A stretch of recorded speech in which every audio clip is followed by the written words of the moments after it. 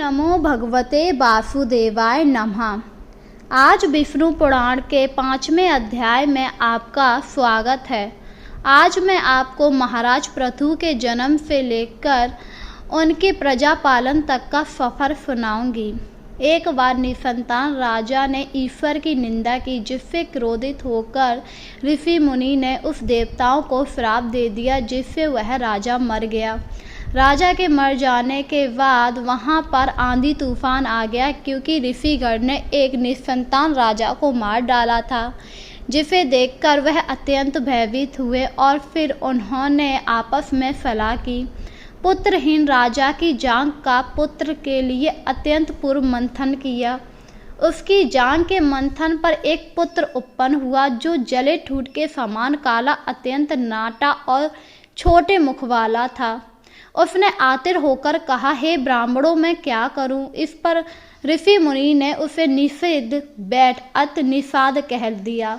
इसीलिए वह विंध्याचल पर्वत पर चला गया और उसे निषाद रूप द्वार से राजा वैन का संपूर्ण पाप निकल गया। निषादगढ़ वैन के पापों का नाश करने वाले हुए। फिर ब्राह्मणों ने उनके दाएं हाथ का मंथन किया। उस मंथन करने पर परम प्रतापी वैन सुवन पृथु प्रकट हुए, जो अपने शरीर से प्रज्वलित अग्नि के समान दैत्य समान थे। इसी समय आजगर नामक धनुष और दिव्य बाण तथा कवच आकाश से गिरे। उनके उत्पन्न होने से सभी जीवों को अतीत आनंद हुआ। केवल सत्यपुत्र के जन्म लेने से ही वैन स्वर्लोक को चला गया। इस प्रकार महात्म पुत्र के कारण ही उसकी प्रथम अथवा नरक से रक्षा हुई। महाराज पृथु के अभिषेक के लिए समुद्र और नदियां सब प्रकार के रतन जल लेकर उपस्थित हुए।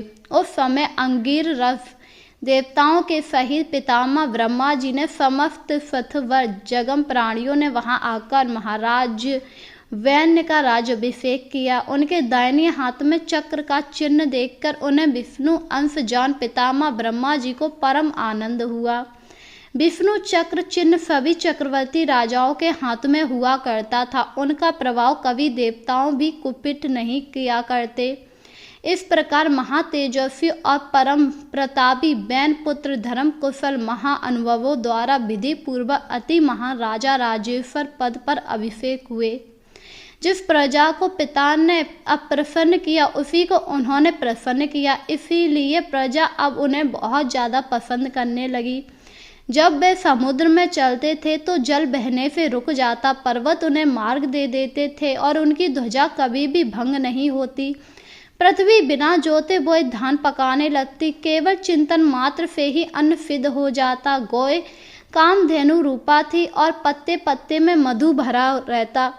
राजा पृथु ने उत्पन्न होते ही पैतृ महायज्ञ किया। उससे सोम अभिषेक के दिन सूति से महावित्त सूत की उत्पत्ति हुई। उसी महायज्ञ में बुद्धिमान माघ गद का भी जन्म हुआ। तब मुनिवर ने उन दोनों को सूत और माघ को कहा, तुम इन प्रतापवान वैन पुत्र महाराज पृथु की स्तुति करो।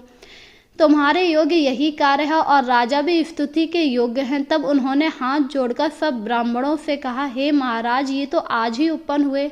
हम इनके बारे में कोई कर्म जानते ही नहीं। अभी इनके ना कोई गुर प्रकट हुए, ना ही यश विख्यात हुआ है।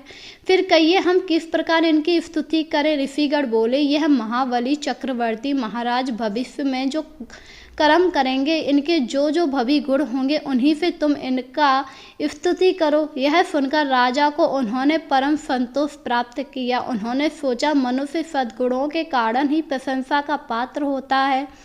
मुझको भी गुण उपार्जन करने चाहिए। इसीलिए अब स्तुति के द्वारा यह जिन गुणों का वर्णन करेंगे, मैं सावधान पूर्व वैसा ही करूँगा। यदि यहाँ पर यह कुछ तांज अवगुणों को भी कहेंगे तो मैं उनका त्याग कर दूंगा। इस प्रकार राजा ने अपने चित्त में निश्चय किया। इस प्रकार सूतक और माघ दोनों ने परम बुद्धिमान महाराज पृथु का उनके भावी कर्मों के आश्रय स्वरहित भली प्रकार स्तुति किया। उन्होंने कहा, हे महाराज, सत्यवादी, दीनशील, सत्य मर्यादा वाले, लज्जाशील, हृदय क्षमाशील, पराक्रमी, दुष्टों का दमन करने वाले, यह धर्मज्ञ, कृतज्ञ, दयावान, प्रियभाषी, मानवीयों को मान देने वाले, यज्ञ परायण, ब्राह्मण साधु समाज में सम्मानित, शत्रु तथा मित्र के समान व्यवहार करने वाले, इस प्रकार सूदा और मादक के कहे हुए गुणों को उन्होंने अपने चित्र में धारण किया, उसी प्रकार कार्य किया। तब पृथ्वीपति ने पृथ्वी का पालन करते हुए बड़ी बड़ी दीक्षाओं वाले अनेक महायज्ञ किए। अराजकता के समय औषधियों के नष्ट हो जाने से भूख से व्याकुल हुई प्रजा पृथ्वीनाथ पृथु के पास आई और उनके पूछने पर कहा, हे प्रजापति श्रेष्ठ, अपारगता के समय पृथ्वी ने समस्त औषधियां अपने में लीन कर ली, जिससे सारी प्रजा क्षीण हो रही है। विधाता ने आपको हमारे लिए जीवनदायक प्रजापति बनाया, अब आप ही कुछ कीजिए। यह सुनकर महाराज पृथु अपना दिव्य धनुष और दिव्य बाण लेकर अत्यंत क्रोधपूर्वक पृथ्वी के पीछे दौड़े। तब वह से व्याकुल हो पृथ्वी गौ का रूप धारण करके भाजी और ब्रह्मलोक आदि सभी लोकों में गई। जहाँ जहाँ भी गई वहीं वहीं बैन पुत्र यानी कि पृथु आए। तब उन्होंने पराक्रमी महाराज पृथु से कहा, हे राजेंद्र, क्या आपको स्त्री वध का महापाप नहीं दिखता जो मुझे मारने के लिए आप आए हैं? इस पर पृथु बोले, जहाँ एक अनर्थकारी को मार देने से बहुतों को सुख प्राप्त हो, उसे मार देना ही पुण्यकारी है। यह सुनकर पृथ्वी ने कहा, यदि आप प्रजा के हित के लिए मुझे मारना चाहते हैं तो आपकी प्रजा का आधार क्या होगा? अरे वसुदेव, अपनी आज्ञा का उल्लंघन करने वाली तुझे मारकर मैं अपने योग बल से ही इस प्रजा को धारण करूंगा। यह सुनकर पृथ्वी अत्यंत भयभीत हुई और कांपती हुई पृथ्वी ने उन्हें फिर से प्रणाम कर कहा, हे राजन, अगर आप अपने सभी कार्य सिद्ध करना चाहते हैं तो मैं आपको एक उपाय बताती हूँ। यदि आपकी इच्छा हो तो आप वैसा ही कीजिए। मैंने जिन समस्त औषधियों को पचा लिया उन्हें यदि आपकी इच्छा हो तो मैं दूध के रूप में दे सकती हूँ। आप प्रजा के हित के लिए कोई ऐसा बछड़ा बनाइए जिससे वात्सल्य से मैं उसे दूध निकाल सकूं। मुझको आप सर्वत्र समतल कर दीजिए जिससे मैं उत्तम औषधियों के बीज रूप दूध को उत्पन्न कर सकूं।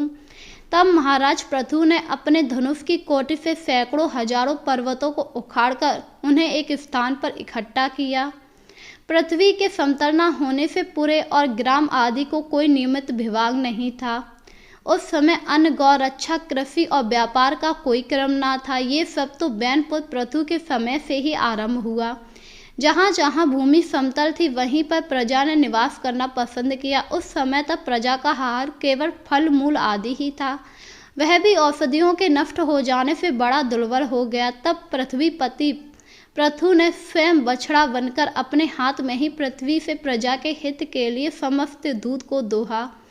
उसी अन्न के आधार से अब सभी प्रजा जीवित हो उठी। महाराज पृथु प्राण करने के कारण भूमि के पिता हुए, इसीलिए सर्वभूत धारिणी को पृथ्वी नाम मिला।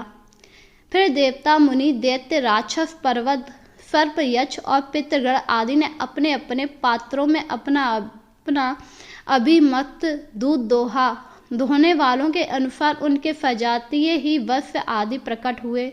इसीलिए विष्णु भगवान के चरणों से प्रकट हुई पृथ्वी ही सबको जन्म देने वाली, बनाने वाली तथा धारण और पोषण करने वाली है।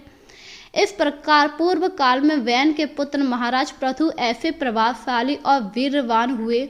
प्रजा का रंजन करने के कारण वह राजा कहलाए। जो मनुष्य महाराज पृथु के इस चरित्र का कीर्तन करता है उसका कोई भी दुष्कर्म फलदायी नहीं होता। पृथु का यह अत्युम जन्म और उनका प्रभाव सुनने वाले पुरुषों के सारे दुख दूर हो जाते हैं और उन्हें शांति प्राप्त होती है। तो बोलिए जय विष्णु भगवान।